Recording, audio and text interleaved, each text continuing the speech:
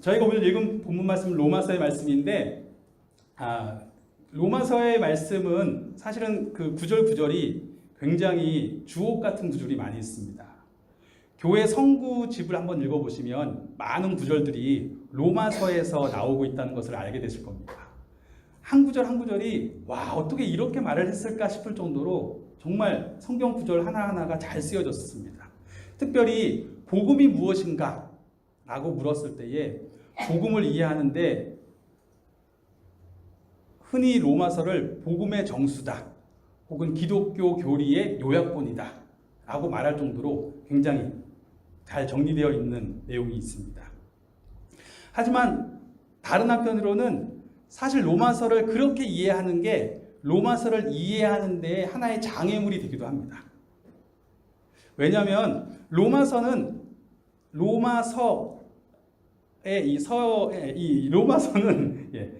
편지글이에요. 편지글. 로마라고 하는 교회에 바울이 편지를 보낸 이야기입니다. 편지글에는 항상 특징이 있습니다.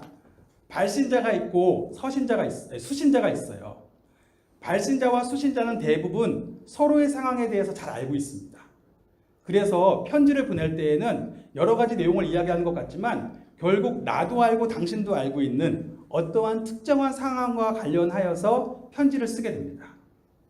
즉 로마서에서 보면 초반부에 굉장히 많은 복음에 대한 이야기들이 한 1장부터 8장까지는 마치 복음을 설명하듯이 교리를 쭉 훑고 가요. 하나님을 믿는 것이 무엇인지 복음이 무엇인지를 쭉 훑고 갑니다. 하지만 그 초점이 이 복음 자체를 설명하는 데 있는 것이 아닙니다. 결국은 그래서 이 복음을 당신이 알고 있기 때문에 우리가 이 복음을 받았기 때문에 우리의 삶이 어떠해야 합니다 라고 말하는 데 초점이 있어요. 복음이 하나님이 우리로 하여금 복음이란 게 이런 거야 라고 그냥 이해하라고 이런 거 하나 알아두라고 복음을 주신 게 아니라 그 복음을 내가 받았기 때문에 나의 삶이 어떠해야 되는지에 대해서 그 복음이 나의 삶을 어떤 방향으로 이끌어 갈 수 있게 하시기 위해서 하나님이 우리에게 복음을 주신 거죠. 예수님을 주신 거죠. 그래서 이 바울도 지금 로마 교회가 처한 어떤 상황을 염두에 두고 복음을 우리가 바르게 받는다면 당신들이 가지고 있는 그 상황 가운데 이러이러한 모습이 나타나야 됩니다 라는 의도를 가지고 이 편지를 썼다는 것입니다. 그렇다면 로마 교회가 가지고 있는 상황이 어떠한 것인지에 대해서 좀 알 필요가 있겠죠. 로마의 교회가 언제 처음 생겼을까요? 로마 하면 떠오르는 어떤 단어가 있을까요? 우리가 천주교를 이야기할 때 원래 영어로는 로만 카톨릭이에요. 로만 카톨릭인데 이 로만 카톨릭이 된 이유를 한번 그냥 상식적으로 아시면 좋으니까 아실 수도 있지만 한번 설명을 더 드리겠습니다. 원래 카톨릭이란 말은 교회예요. 저희가 사도신경을 고백할 때에 공교회를 거룩한 공교회화 할 때 그때 그 공교회가 카톨릭입니다. 그래서 처음에 모든 교회들이 각 지역의 교회들이 생겼지만 우리는 예수 그리스도 안에서 하나의 교회입니다 라는 고백으로 뭉쳐져 있었어요. 그리고 각 교회들이 우리의 같은 믿음에서 벗어나지 않도록 감독들이 있었습니다. 로마에는 로마의 감독이 있었고 시리아에는 시리아 감독이 있었고 알렉산드리아에는 알렉산드리아 감독이 있고 그리스에 또 러시아에 이렇게 감독들이 다 있었어요. 그래서 로마 카톨릭, 안디옥 카톨릭, 알렉산드리아 카톨릭 이런 식으로 가는 거예요. 다 하나의 카톨릭인 거예요. 그런데 어떤 일이 벌어지기 시작했냐면 로만 카톨릭의 1대 수장이 누구냐면 베드로다라고 주장하기 시작한 겁니다. 베드로가 로마에 가서 순교를 했다는 것이 알려져 있었고 마가복음의 마가가 12사도 중에 한 명이 아닌데도 불구하고 그 복음서로서의 권위를 인정받는 것은 그 뒤에 베드로가 있었기 때문으로 이해를 하거든요. 그러니까 베드로라는 사람이 로만 카톨릭의 1대 감독이에요. 그런데 마태복음 16장에 보시면 신앙 고백을 할 때에 예수님이 베드로에게 바요나 시몬아 내가 복이 있도다 라고 말씀하시면서 천국의 열쇠를 주시죠. 그러니까 베드로가 특정한 권세를 받았고 그 권세를 받은 이가 로마 교회의 1대 수장이니까 로마 교회는 다른 모든 교회보다 수위권을 가진다고 주장하기 시작했어요. 그게 로마 수위권이에요. 수위권을 가지는 거예요. 더 윗사람인 거예요. 로마 카톨릭이 결정하는 거에 따라야 되는 거예요. 그런데 다른 교회들은 그것을 인정할 수가 없었어요. 우리는 예수님을 믿는 그 믿음 위에 서 있는 것이지 베드로라고 하는 그 사람 위에 서 있는 것이 아니다. 그래서 인정할 수 없다라고 하다 보니까 서기 1056년경인데 그쯤에 돼서 이 로마 교회와 나머지 교회들이 갈라지게 됩니다. 그리고 로마 교회가 힘이 강력했어요. 왜냐하면 그 당시에 로마가 중심인데 그쪽에 다 중심부를 차지하고 있다 보니까 힘이 강력했고 그쪽이 한 그룹을 형성하게 되어지고 나머지 교회들이 동방교회라고 해서 한 그룹을 형성하게 된 것입니다. 자, 그렇게 오다가 또 이 점점 로마 카톨릭은 그렇게 갈라졌기 때문에 자신들의 수익권 혹은 그 조직을 더 곤고히 해야 했고 그러다 보니까 그 교황이라고 하는 그 위치가 심지어 교황이 보좌에서 말을 하면은 그 말은 틀린 것이 없다라는 주장까지 나오게 되는 거죠. 그러다 보니까 그것에 대해서 반발하기 시작했던 사제들이 이거는 말씀을 따르는 것이 아닙니다 라고 이야기하면서 로만 카톨릭 안에서 떨어져 나온 것이 개신교가 되겠습니다. 자, 그러면 로마 교회는 정말로 이 베드로로부터 시작했는가? 사실 근거는 없어요. 저희가 그나마 추측할 수 있는 로마 교회에 가장 가까운 근거는 어디 있냐면 사도행전 2장에 있습니다. 사도행전 2장을 보면 오순절 사건이 나와요.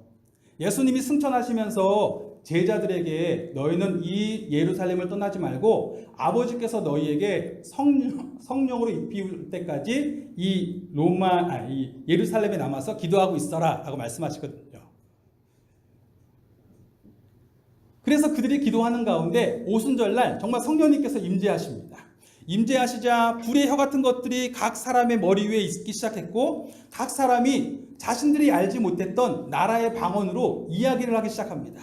그 말한다는 것이 하나님께서 행하신 큰 일이라고 이야기했어요. 그것은 아마도 분명히 예수님에 대한 이야기였던 것 같습니다. 마침 오순절이 되어서 흩어져 있던 각지에 사는 유대인들이 있었는데 그 유대인들이 오순절을 지키기 위해서 예루살렘에 와 있었습니다. 그런데 와서 보니까 한 무리의 사람들이 갑자기 큰 소리로 기도하기 시작하고 막 일어나서 말하기 시작하는데 그 이야기를 들어보니 자신들이 살고 있는 나라의 언어로 하나님이 하셨던 어떤 일을 이야기하기 시작하는 거예요. 그래서 놀라서 이것이 무슨 일인가 다가가 봤더니 그 중에 한 명이었던 제자 베드로가 일어나서 설교를 하지요.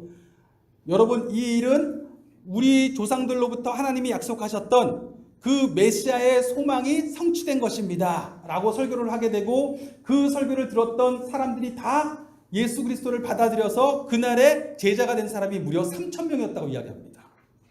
그러면 그 3,000명이 어디로 갔을까? 그 이후로 그냥 예루살렘에서 살았을까? 그건 아니었다는 거죠. 각지에서 왔기 때문에 각지로 돌아갔을 거 아니에요. 그때 로마에서 온 사람들도 있었을 거라고 보는 겁니다. 로마에서 왔다가 로마에서 돌아가서 이들이 자신들이 예루살렘에 가서 만나게 된 예수님에 대해서 증거하기 시작합니다.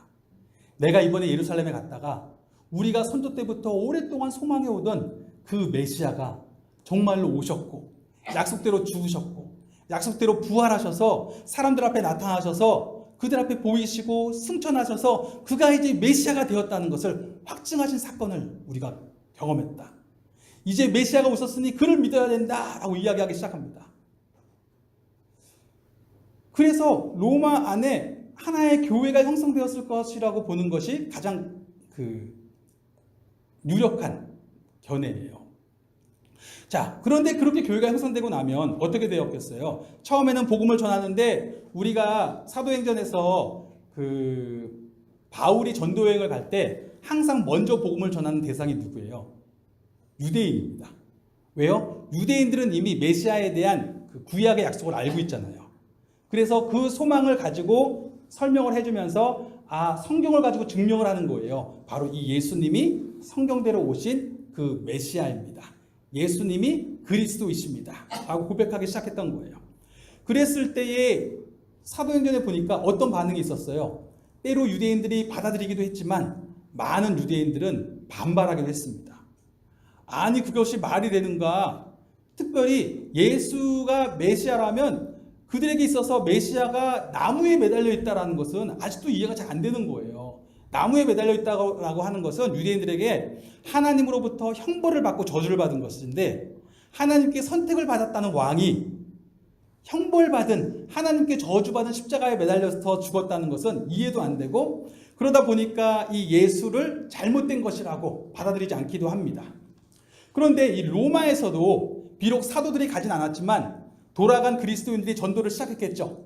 전도를 시작하면서 거기서 다양한 반응들이 나왔을 겁니다. 흥미로운 것은요, 로마 역사가가 기록하는 그 로마 황제 4대에 글라우디우스라는 황제가 있었어요. AD 한 56년경인데 이 황제가 어느 날 칙령을 발표합니다. 로마에 살고 있는 모든 유대인들은 로마를 떠나라. 왜 떠나는가 봤더니 그들이 자꾸 로마 시내에서 분쟁을 일으키고 폭동을 일으킨다 라고 나오는 겁니다. 그래서 폭동의 이유가 무엇인지 찾아봤더니 크리스토스라는 사람 때문에 그렇다는 거예요. 크리스토스 누구예요? 그리스도죠.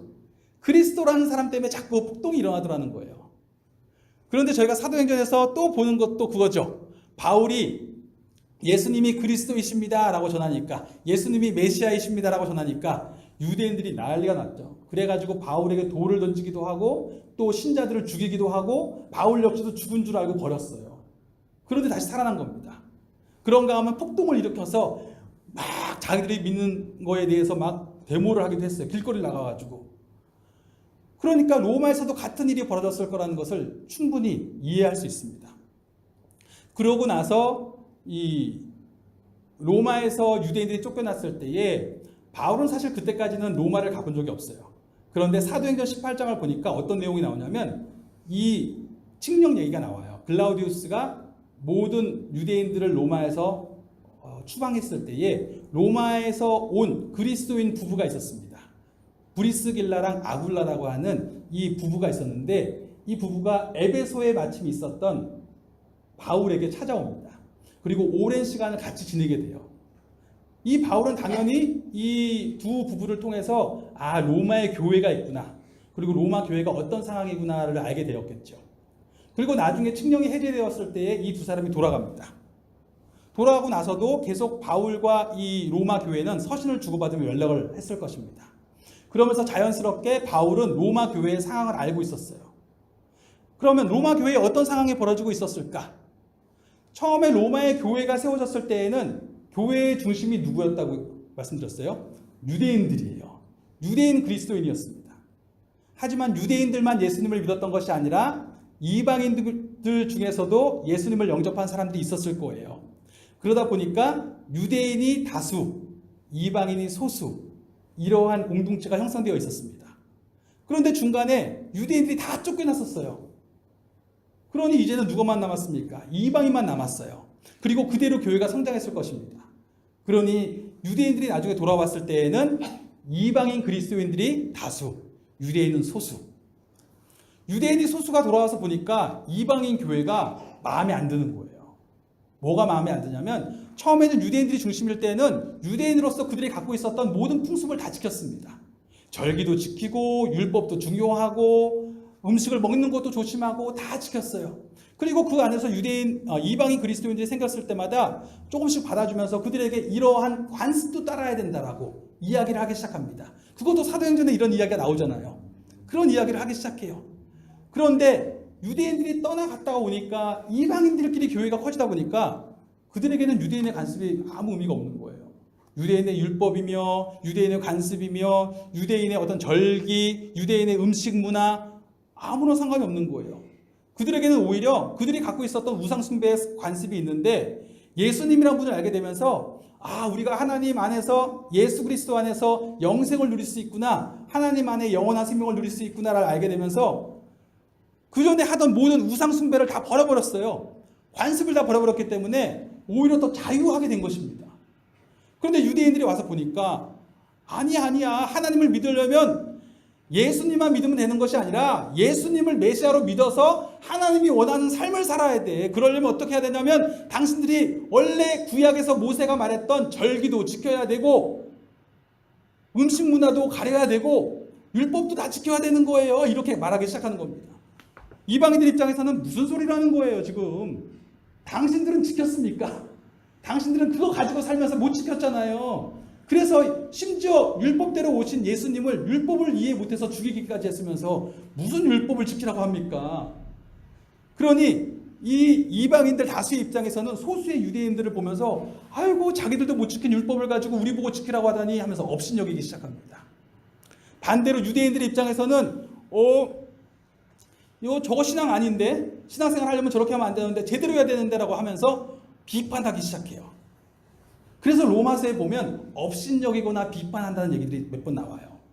강한 자와 약한 자 얘기가 나오고, 강한 자는 이때는 강한 자는 이방인 그리스도인이겠죠. 다수. 그리고 약한 자는 유대인들인데, 유대인의 입장에서는 이 다수 이방 그리스도인들이 비판의 대상이 되는 것이고, 이방인 그리스도인의 입장에서는 소수면서 자꾸 절기 얘기하고 율법 얘기하는 유대인들이 무시돼야 되는 그 대상인 거예요. 아유, 왜 자꾸 저렇게 하나. 자, 그런 상황에 있는 것을 이 바울이 알게 되었습니다. 그래서 바울이 보낸 편지가 로마서예요. 로마서를 읽으시면, 이 관점을 아시고 읽으시면 로마서의 전체의 흐름이 보이실 거예요. 초반부의 1장부터 8장까지의 교리의 내용이 굉장히 중요합니다. 복음의 내용이 중요해요. 하지만 그것이 어디로 흘러가고 있는지를 잘 보셔야 돼요. 1장부터 보면 어떻게 시작하냐면, 간단하게 살펴보면 1장에 바울이 이렇게 시작해요. 이것을 이제 문안 인사를 하고, 그러면서 우리가 가지고 있는 복음이 무엇인가 얘기하면서 우리의 복음은 믿음으로 믿음에 이르는 복음입니다. 오직 의인은 믿음으로 말미암아 살리라 함이 이와 같습니다라고 이야기해요. 믿음으로 믿음에 이르는 것이 무엇입니까?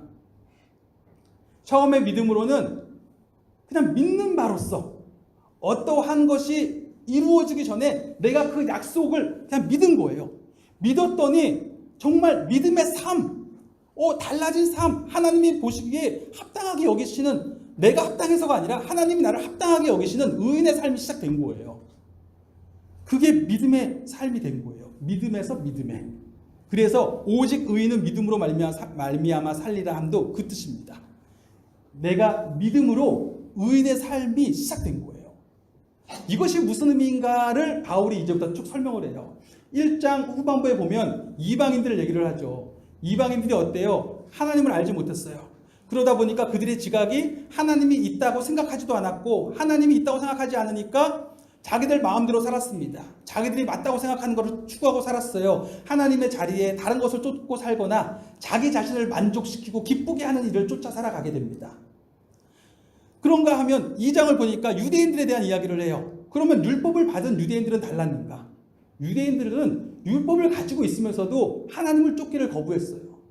율법을 지키지 못했어요. 그러면서 3장에 나오는 내용은 무엇이냐면, 유대인이나 이방인이나 다 하나님 앞에서 죄인이다라는 얘기예요. 하나님 앞에서 죄인이면은 이방인이나 유대인이나 차별이 없습니다라는 얘기를 합니다. 로마서에서 제일 자주 반복되는 표현 중에 하나가 차별이 없다는 것입니다. 차별이 없어요. 하나님이 보시기에는 이방인도 죄인, 유대인도 죄인, 다 죄인. 그들이 하나님 앞에 나갈 수 있는 자격은 아무도 없어요. 유대인이라고 해서 율법을 다 지킨 사람도 없거니와 이방인이라고 해서 양심을 따라서 하나님을 찾게 된 사람도 없다는 거예요. 다 하나님이 보시기엔 다 죄인. 그러면 그들이 어떻게 구원받아요? 4장과 5장에 나오는 내용이 그거예요. 3장 후반부부터 4장으로 넘어가면서 나오는 내용이, 결국 당신들이 구원받은 것은 하나님이 어느 날 은혜의 약속을 주신 거예요. 예수 그리스도를 주셨는데 약속대로, 성경의 오랜 약속대로 예수님이란 분이 정말 태어나게 하시고 살게 하시고 죽게 하시고 부활하게 하셔서 그가 메시아가 되게 하셨어요. 그래서 이가 메시아가 되셨다는 사실을 받아들이면 이제 이 예수님께서 하나님과 우리 사이에 유일한 중보자가 되셨습니다라는 사실을, 그래서 그가 나의 삶의 주인이십니다라는 것을 받아들이면 하나님이 믿음으로 받아들인 그를 합당하다 여기시고 그를 하나님의 자녀로, 하나님의 사람으로 여겨주시겠다고 한 거예요. 그러면서 하는 얘기가 아브라함의 이야기입니다. 아브라함이 그가 행위가 의로워서 하나님과 관계를 누리며 하나님께 선택받은 사람으로 살아갔는가? 아니라는 거예요. 아브라함도 처음엔 약속만 받았어요. 그런데 불구하고 아브라함은 하나님이 그 약속을 반드시 이루실 것이라고 받아들였어요. 그리고 받아들여서 그 삶을 따라갔어요.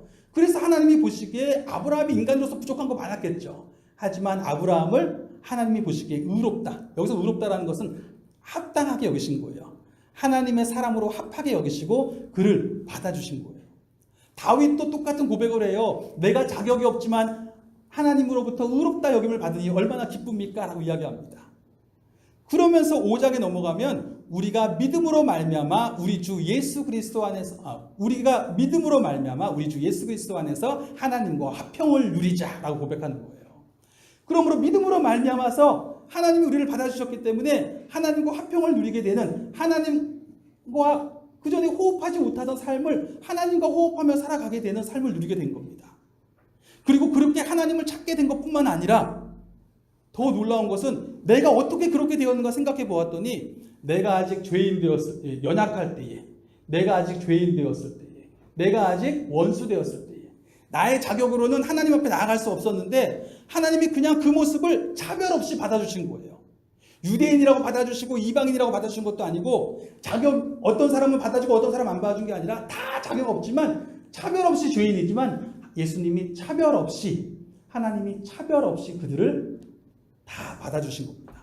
누구든지 이 예수님만 믿기만 하면 내가 받아주겠다. 그러고 나니까 하나님이 나를 자격 없을 때 그렇게 받아주셨다면 이 받아주신 나를 얼마나 끝까지 책임져 주시겠는가라고 하는 겁니다. 자격 없는 나를 받아주신 것이 하나님의 사랑이라면 지금 역시도 그 사랑이 내 자격 때문에 상관없이 나를 끌고 갈 거 아니에요. 내가 자격되어서 하나님께 부름받은 거라면 그 자격이 없어지는 순간 하나님의 사랑은 끊어지겠죠.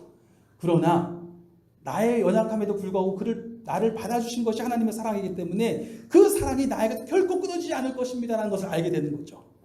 내가 예수님 안에만 거하고 있으면. 그렇기 때문에 그 사랑이 나로 하여금 소망을 가지게 합니다. 그리고 그 소망은 나의 삶을 바라보는 관점을 바꿔요. 환난이 인내를, 인내가 연단을, 연단이 소망을 만들어낸다는 게 그 의미입니다. 환난이 오더라도 인내할 수 있는 거예요. 왜요? 이것은 연단이니까. 연단이 무슨 의미입니까? 단련되는 거니까. 하나님이 나를 다듬어 가시는 거니까. 나로 하여금 더 정결하게 하시고 더 귀히 쓰임 받을 수 있는 사람으로 이끌어 가신다는 걸 내가 아니까. 그것이 내가 아는 하나님의 사랑이니까 견디게 되는 소망이 생기는 겁니다. 그러면 하나 여기서 또 굉장히 중요한 문제가 나와요. 그러면 예수님만 믿으면 된다면, 내가 예수님만 믿으면 하나님이 나를 무조건 사랑하시니까 난 아무렇게나 살아도 되겠네요. 네? 그 얘기가 6장부터 8장까지 나오는 이야기예요. 뭐냐면 6장에 보면 집중해서 보고 있는 관점 모습이 너무 좋아서 그 6장에 보면 성화라고 할까요? 우리가 예수님을 받아들였다는 것이 무슨 의미입니까? 라는 것이 나와요. 그것을 얘기하면서 우리가 지난주에 했던 세례 이야기를 바울이 꺼냅니다. 세례가 무슨 의미입니까? 내가 예수님과 함께 장사된 바 되었다는 것입니다. 내가 하나님을 떠나서 살아가고 있었던, 하나님을 인정하지 않고 살아가고 있었던 나는 십자가에 달리신 예수님이 그 죽으심과 함께 나도 같이 죽은 것이고 이제는 내가 예수님께만 속하여 살아가게 되었다는 것을 고백하는 거예요. 예수님을 받아들인다는 것은 단순히 죄가 용서받았어요가 아니라 이제 내가 살아가는 것은 내가 사는 것이 아니요 나를 위해 자기 자신을 내어주신 하나님의 아들을 믿는 믿음 안에서 사는 것입니다. 이제 그가 나를 위해서 죽으셨으니 나는 살아도 주의 것, 죽어도 주의 것, 나의 몸도 영혼도 다 우리 예수님께 속하여 살아가는 사람이 되었습니다 라고 고백하는 거라는 거예요. 그게 예수님을 받아들이는 거예요. 내가 이제까지 살던 삶을 다 버리고 이제는 예수님 안에서 예수님께만 속하여 예수님이 이끄시는 하나님과의 관계 속에 살아가겠습니다 라고 고백하는 게 예수님을 받아들이는 거라는 겁니다. 그러면서 7장을 가면 혼인관계에 이것을 연결시켜요. 결혼을 했을 때에, 혼인했을 때에 온전히 그 안에서 나의 삶이 다 바뀌는 것처럼 그렇게 사는 것이라는 얘기를 하고 8장을 가면 이것은 영에 속한 삶이라고 이야기합니다. 육신에 속한 삶은 항상 하나님께 대해 적대적일 수밖에 없었어요. 그런데 내가 예수님을 받아들임으로 말미암아 하나님이 예수님의 영, 하나님의 거룩한 숨을 부어주셔서 그때부터 어떤 일이 벌어지냐면 내가 예수님과 하나가 되었으니까 난 이제 누구예요? 예수님과 하나가 되었으니까 하나님이 보시기에 난 예수나 마찬가지인 거예요. 무슨 말이냐면 하나님의 아들이에요. 하나님의 자녀예요. 나는 이제 하나님을 아버지라고 부를 수 있는 존재가 되었어요. 그러니까 하나님의 육신을 쫓아 사는 사람이 아니라 이제는 나의 가운데 오신 이 하나님의 영이 나를 이끌어 가시는 대로 살게 되는데, 육신에 속했을 때는 하나님을 적대했지만 이제는 하나님을 찾고 하나님을 부르고, 특별히 그 하나님이, 그 성령님이 내 안에서 무엇을 증거하시냐면 이제 당신은 예수와 하나가 되었으니 하나님의 자녀입니다. 나는 이제 하나님의 자녀이니 하나님을 아버지라 부를 수 있습니다. 제가 이번 주에 기도하는데도 너무 그것이 갑자기 확 오는 거예요. 기도하면서도 아버지, 기도하는데 그 감격이 너무 오는 거예요. 아버지라고 기도할 수 있는, 하나님을 아버지라고 부를 수 있는 그 감격을 누리고 살아가도록 우리를 이끌어 주셨다라고 고백하는 겁니다. 그러면서 누가 이 사랑에서 우리를 끊을 수냐, 그러면서 누가 끊겠느냐라고 하면서 그 8장 마무리에 유명한 구절이 있죠. 그 무엇이 우리를 향한 하나님의 사랑에서 우리를 끊겠습니까? 라고 이야기하는 것입니다. 그리고 9장에서 11장은 이 이스라엘에 대한 이야기를 잠깐 해요. 유대인에 대한 이야기를. 하나님이 유대인을 선택하셨지만 구원은 믿음으로 받는 것이다. 그래서 11장에 이 유대인들도 다시 믿음으로 돌아오길 바란다. 이런 이야기를 합니다. 그러면서 이렇게 복음에 대한 이야기를 한 이유는, 자, 너무 중요한 이야기 했죠. 우리는 다 죄인이었고 예수님으로 말미암은 그 믿음, 그것으로 구원을 받는 것이고 이젠 예수님께 온전히 속하여 살아가는 사람입니다. 그것이 받아들인 것입니다. 이걸 다 했어요. 그러면 이것이 우리의 삶을 어떻게 바꿔놓습니까? 라는 얘기를 가야 되죠. 그러면서 12장부터 마지막 까지 가는 거예요. 12장에 뭐라고 시작합니까? 이제 여러분의 삶을 하나님이 보시기에 합당한 거룩한 산 제물로 드리십시오. 산 예배로 드리십시오. 예배가 뭐예요? 하나님과의 관계 속에 살아가십시오라고 이야기하는 겁니다. 너희는 이 세대를 본받지 말고 마음을 새롭게 함으로 변화를 받아서 아버지의 선하시고 기뻐하시고 온전하신 뜻이 무엇인지 분별하도록 하라. 그전에는 어떻게 살았어요? 이 세대는 어떻게 살아갑니까? 자기를 기쁘게 하는 방식으로 살아가는 거예요. 하나님과의 관계가 없으니까 자기를 기쁘게 하는 삶을 쫓아갈 수밖에 없어요. 그런데 나는 이제 내가 사는 것이 아니요, 누가 살아요? 예수님이 사시는 거예요. 하나님 아버지와의 관계 속에 살아가는 거기 때문에 무엇을 해도 예수님께 속하여 살아가기 때문에 하나님과의 관계 속에서 그가 원하시는 뜻이 무엇인지를 쫓으며 살아가게 되는 것입니다. 그러면서 예를 든 것들이 뭐냐면 은사에 대한 이야기를 해요. 그전에는 내가 잘난 것이 있어요. 재능이 있어요. 그러면 그것을 나를 기쁘게 하는 데 사용했지만 이제는 그 은사를 섬김을 위해서 하나님이 이 은사를 하나님의 나라에, 하나님의 가족에 섬길 수 있도록 주신 거라는 거예요. 자랑이 아니라 섬김을 위해서 쓰라는 거예요. 그런가 하면 13장 가면서 이 권세들에 대한 이야기를 합니다. 세상에 많은 권위들이 있어요. 그 권위들을 보는 방식도 하나님과의 관계 속에서. 그리고 14장에 가면 갑자기 절기 얘기, 음식 얘기 막 나와요. 뭐냐면 아까 전에 제가 했던 로마 교회의 문제예요. 어떤 이들은 절기 가지고 자꾸 나를 안 지킨다고 비판하고 아직도 나를 지키냐고 업신여기는 거예요. 왜 음식을 안 가리냐고 비판하고 아직도 음식 얘기냐고 업신여기는 거예요. 그런데 바울이 얘기하는 거예요. 우리가 받은 복음이 무엇입니까? 다 차별이 없이 죄인이지만 하나님께서 다 차별이 없이 예수 그리스도 안에서 받아주셨습니다. 그렇게 우리를 받아주셨다면, 하나님이 그렇게 우리를 받아주셨다면 왜 먹는 문제 가지고, 왜 그런 문제 가지고 이렇게 싸웁니까? 하나님의 나라는 먹고 마시는 것에 대한 것이 아닙니다라고 거기서 나오는 거예요. 그 얘기가. 하나님의 나라는 먹고 마시는 것에 대한 것이 아니라 성령에 대한 것이에요. 성령이 이끄시는 바 우리가 예수 그리스도 안에서 어떻게 나 같은 사람이 용납받았는지를 기억함으로 말미암아 나 같은 사람을 하나님이 차별 없이 받아주셨는데, 저 사람을 하나님이 차별 없이 받아주셨는데 결국 하나님이 보신 건 뭐예요? 하나님이 제 안에서 보신 건 뭐예요? 그 사람에서 보신 건 뭐예요? 한 가지예요. 하나님을 찾는 마음, 예수 그리스도를 찾는 마음, 의지하는 마음, 그 믿음 하나 보신 거예요. 하나님은 그 믿음 하나 보시고 그 사람을 받아주셨는데 나는 왜 이렇게 많은 것을 보려고 하느냐는 거예요. 하나님이 믿음 하나 보고 받아주셨으니 너희도 믿음을, 그 사람이 주를 섬기는 그 마음을 바라라. 나를 지키는 사람도 주를 위하여 지키고 나를 안 지키는 사람도 주를 위하여 안 지키고. 왜요? 난 주님 안에서 자유케 되었으니까.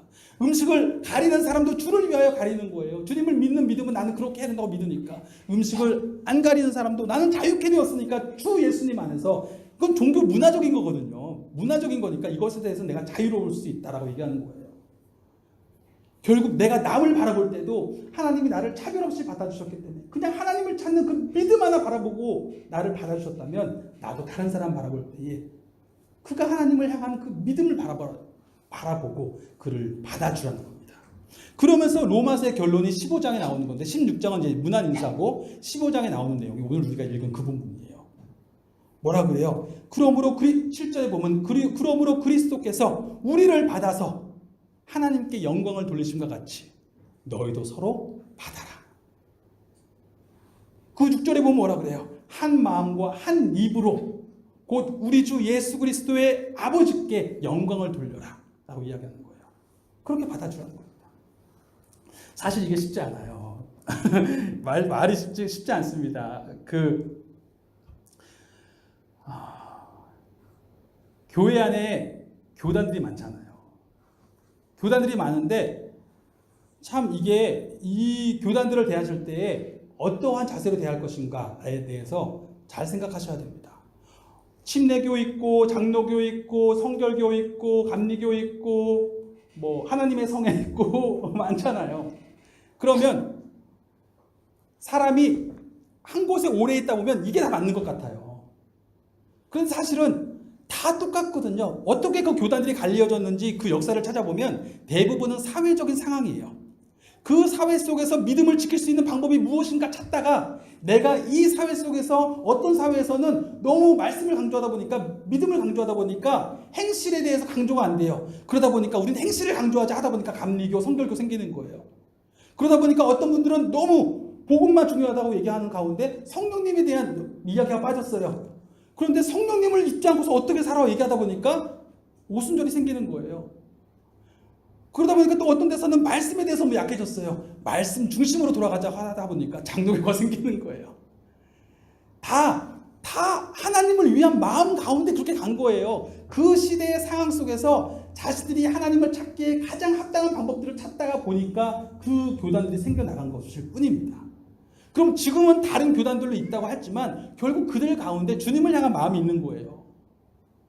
비록 나와는 다른 모습이 있다고 할지라도 그 모습 가운데 있는 주님의 모습을 믿음으로 받아주면 되는 거예요.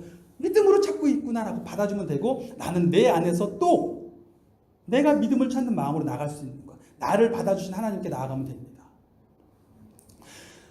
저희가 지난주에 세례를 했고 오늘은 성찬을 잠깐 할 거예요.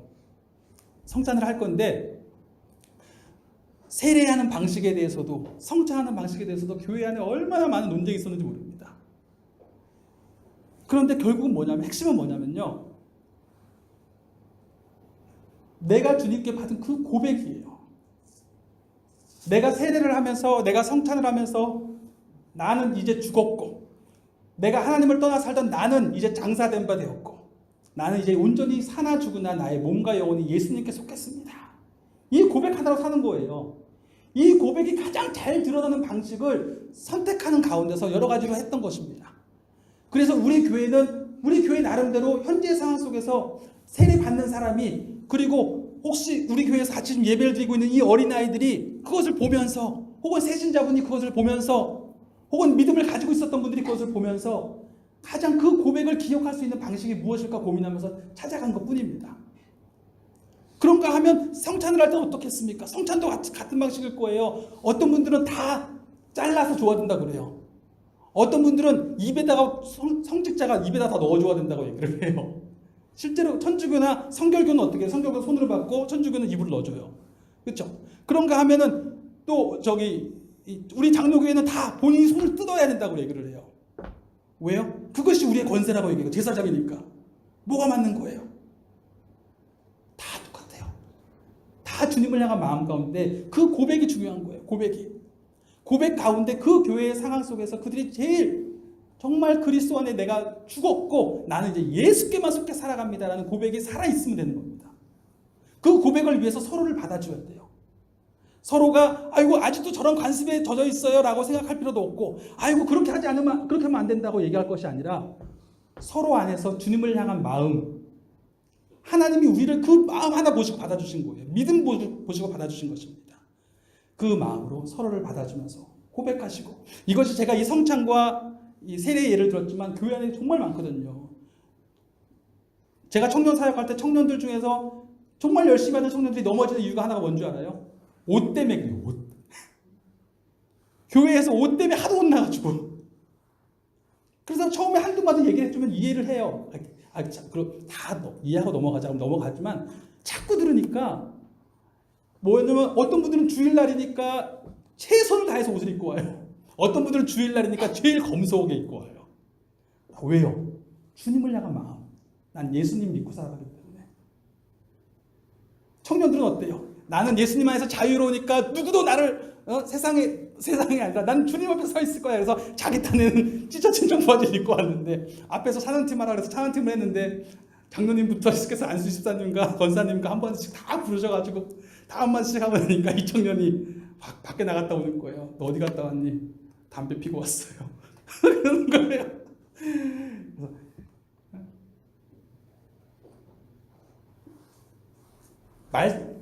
청년들한테 말할 때 또 반대죠. 당연히 어르신들 입장에서 그럴 수 있어요. 당연히 그분이 왜냐면 그분은 그분 입장에서 하나님을 섬기는 마음이 그거예요. 그러니까 청년들한테는 그 마음을 받아들여야 된다고 얘기를 해요. 당연히 그렇게 해야 돼요. 왜냐면 그분들은 그 마음이 있는 거예요. 또 반대로 이 어르신들이 보기에는 청년들이 또 예수님을 찾는 마음을 봐주셔야 돼요.